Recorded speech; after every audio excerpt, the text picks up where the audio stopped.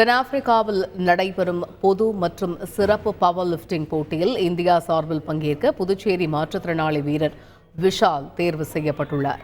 அதேபோல நடுவராக அவரது பயிற்சியாளர் பாக்யராஜ் தேர்வு செய்யப்பட்டுள்ளார். கடந்த ஆண்டு ஜெர்மனியில் நடைபெற்ற சிறப்பு ஒலிம்பிக்கில் இந்தியா சார்பில் பங்கேற்ற விஷால் 4 வெள்ளிகளை வென்று இந்தியாவுக்கு பெருமை சேர்த்தார் என்பது குறிப்பிடத்தக்கது. பவர் லிப்டிங் போட்டியில் கண்டிப்பாக தங்கம் வென்று இந்தியாவுக்கு பெருமை சேர்ப்போம் என்று மாற்றுத்திறனாளி வீரர் விஷால் தெரிவித்துள்ளார். பவர் லிஃப்டிங் பண்ணியிருக்கேன். ஜெர்மனியில் நான் சில்வர் வாங்கிக்கிறேன். ஏஷியாவில் கோல்டு மெடல் வாங்கிக்கிறேன். பிரதமர் என்னை பாராட்டிக்கிறாரு.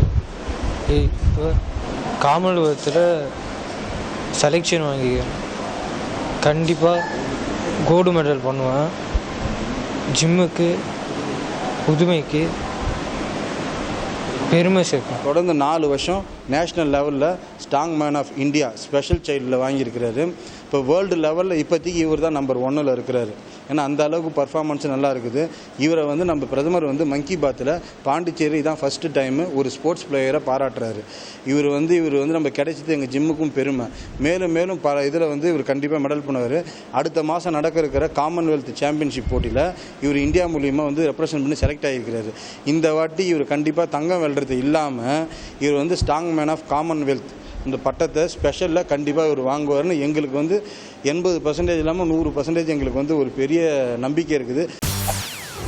செய்திகளை உடனுக்குடன் தெரிந்து கொள்ள உடனே சப்ஸ்கிரைப் பண்ணுங்க.